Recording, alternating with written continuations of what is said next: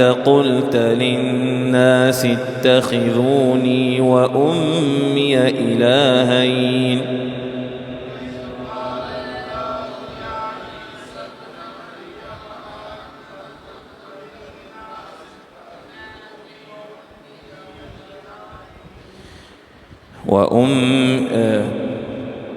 أأنت قلت للناس اتخذوني وأمي إلهين من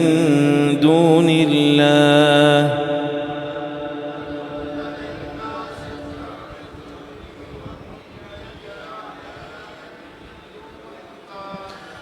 قال سبحانك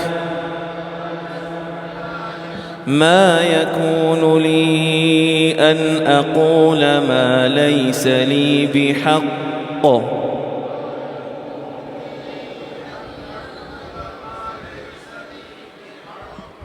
إن كنت قلته فقد علمته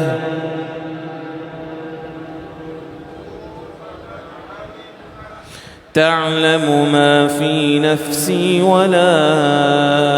أعلم ما في نفسك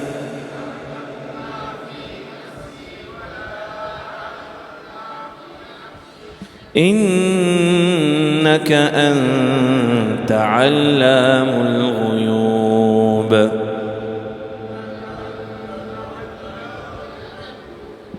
ما قلت لهم إلا ما أمرتني به أن اعبدوا الله ربي وربكم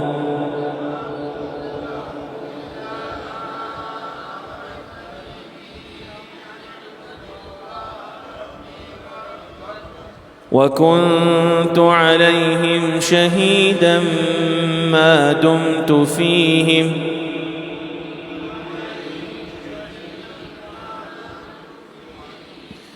فلما توفيتني كنت أنت الرقيب عليهم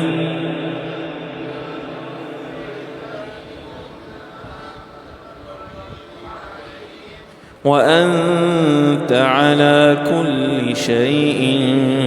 شهيد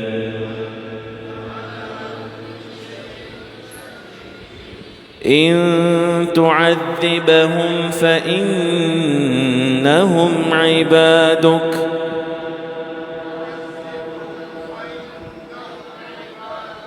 وإن تغفر لهم فإنك أنت العزيز الحكيم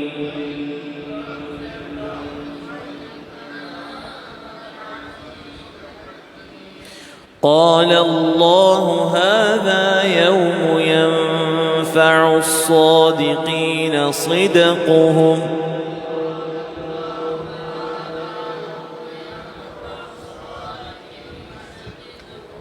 لهم جنات تجري من تحتها الأنهار خالدين فيها أبدا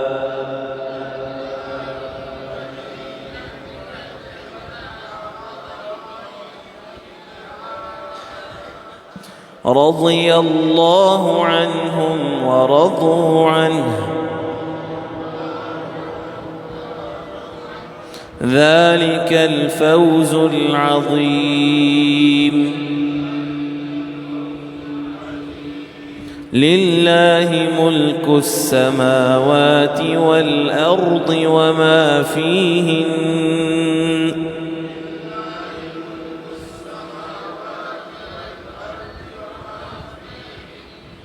وهو على كل شيء قدير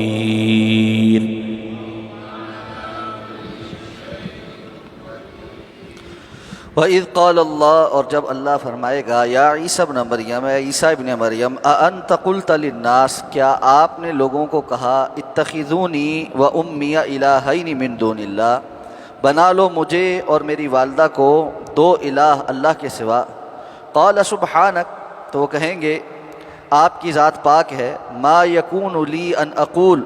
میرے لیے تو روا ہی نہیں کہ میں کہہ سکوں، ما لیس لی بحق، جو میرے لیے کہنا مبنی بر حق نہیں، ان کنت قلتہ، اگر میں نے ایسا کچھ کہا ہوتا، فقد علمتہ، تو البتہ آپ اس کو جان چکے ہوتے، تعلم ما فی نفسی، آپ جانتے ہیں جو کچھ میرے نفس میں ہے، ولا اعلم ما فی نفسک، اور میں نہیں جانتا جو آپ کے نفس میں ہے، انک انت علام الغیوب، یقیناً آپ ہی ہیں جو غیب کے بارے میں بخوبی واقف۔ ما قلت لہم، میں نے ان سے کچھ نہ کہا، الا ما امرتنی، سوائے الا ما امرتنی بھی، سوائے اس کے کہ جس کے ساتھ آپ نے مجھے حکم دیا، ان اعبدوا اللہ ربی و ربکم، کہ تم عبادت کرو اللہ کی جو میرا بھی رب ہے اور تمہارا بھی رب ہے، وکنت علیہم شہیدا ما دمت فیہم، اور میں اس وقت تک ان کے اوپر گواہ تھا جب تک کہ میں ان کے درمیان تھا، فلما توفیتنی، پس جب آپ نے مجھے اٹھا لیا یا فوت کر دیا، کنت انت الرقیب علیہم، تو آپ ان کے اوپر نگہبان تھے،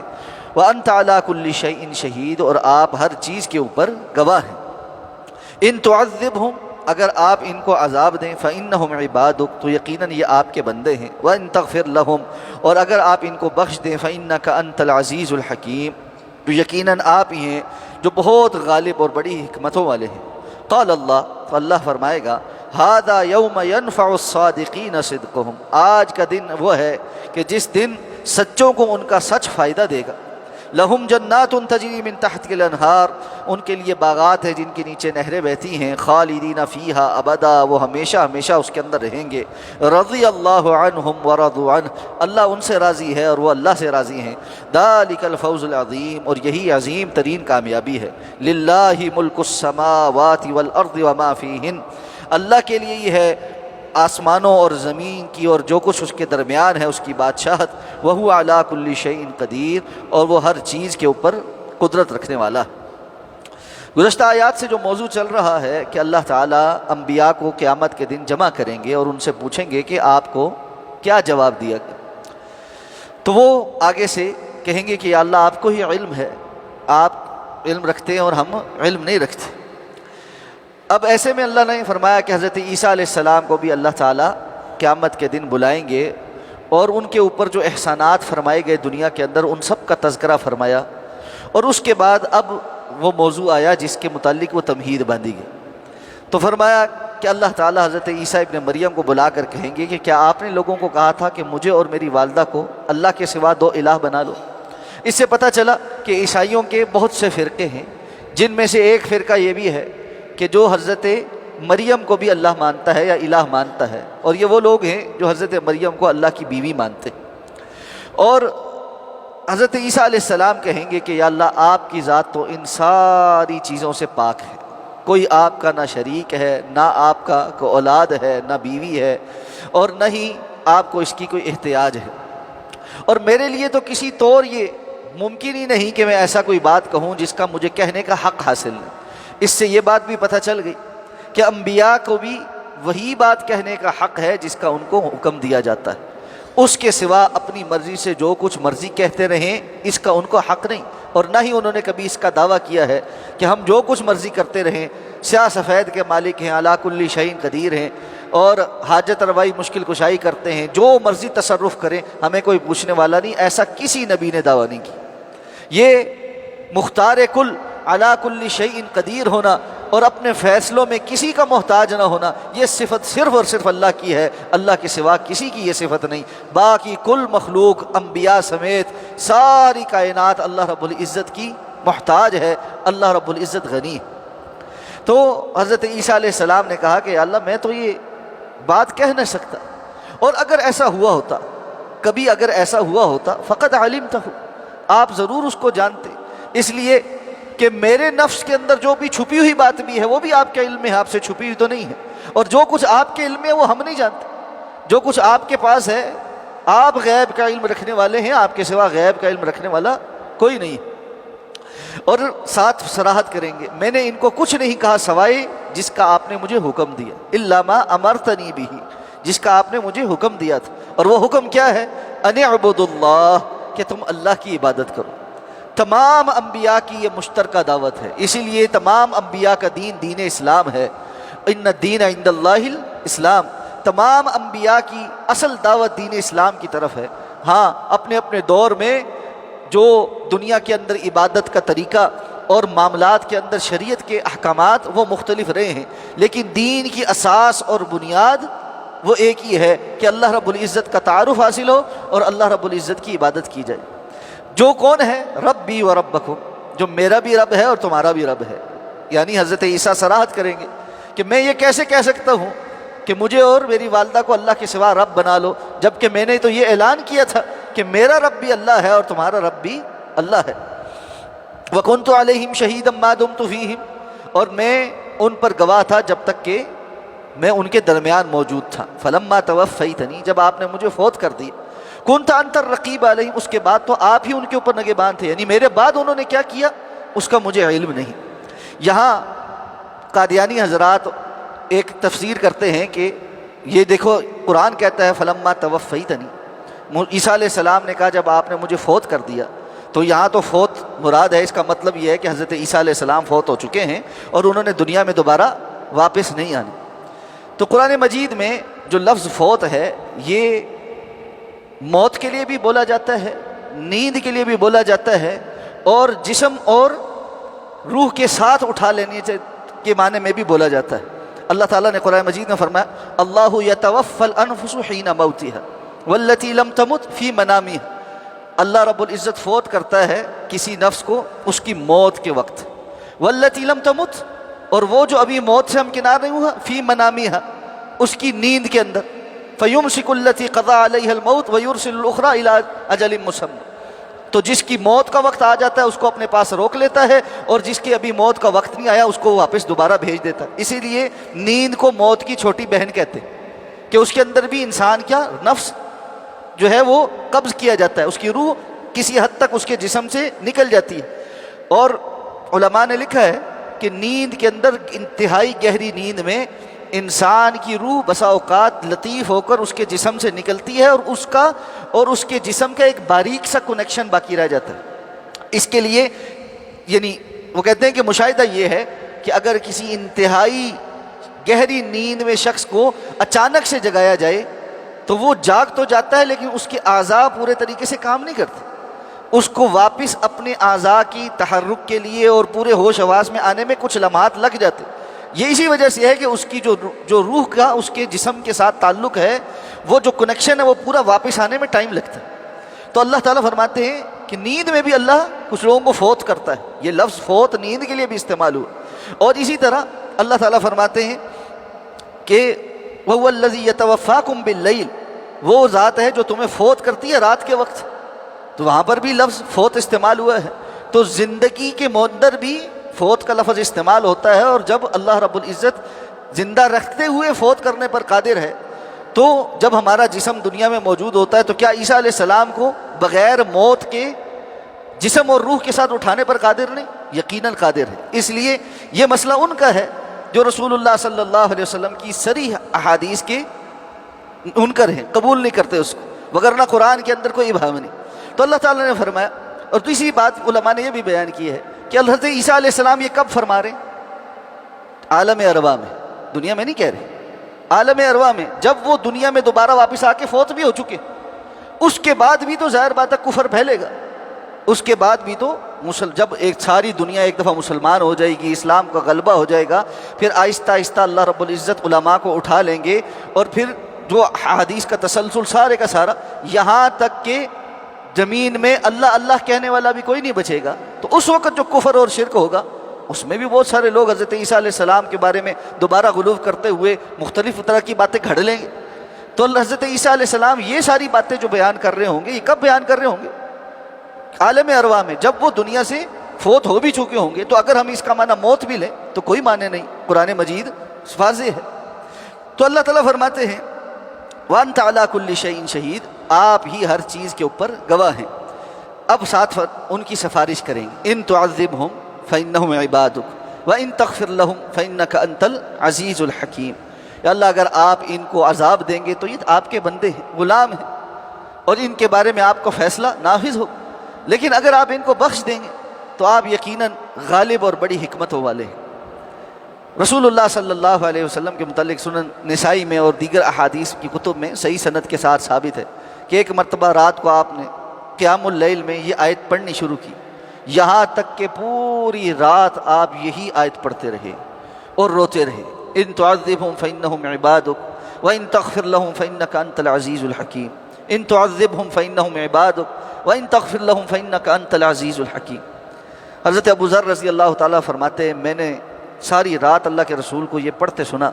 صبح میں نے اللہ کے رسول صلی اللہ علیہ وسلم سے پوچھا، اللہ کے رسول آج رات آپ بار بار اس آیت کو دہراتے رہے، بار بار اس آیت کو دہراتے رہے، تو آپ صلی اللہ علیہ وسلم نے فرمایا میں نے اس آیت کو پڑھ کر اللہ سے دعا مانگی کہ اللہ مجھے میری امت کے لیے شفاعت کی اجازت دے، تو اللہ رب العزت نے میری دعا قبول کی ہے، اور مجھے اس بات کی خوشخبری دی گئی ہے کہ میری امت میں سے ہر وہ شخص جس نے اللہ رب العزت کے ساتھ شرک نہیں کیا ہوگا اس کے حق میں میری سفارش قبول ہوگی۔ تو یہ اللہ رب العزت کے ہاں اصول ہے کہ اللہ تعالی انبیاء کی یہ سفارش بھی ان کے حق میں قبول کریں گے جو توحید پر ہوں، یعنی کم از کم معیار یہ ہے کہ وہ توحید پر پکے ہوں، باقی اگر کوئی ان سے غلطیاں ہوئیں بھی، کوتاہیاں ہوئیں بھی، تو وہ انبیاء کی سفارش سے یا رسول اللہ صلی اللہ علیہ وسلم کی سفارش سے اللہ رب العزت ان سے صرف نظر فرما دے گا۔ یہی بات اللہ تعالیٰ نے اگلی آیت میں فرمائی، قال اللہ، تو اللہ فرمائیں گے ھذا یوم ینفع الصادقین صدقہم، یہ وہ دن ہے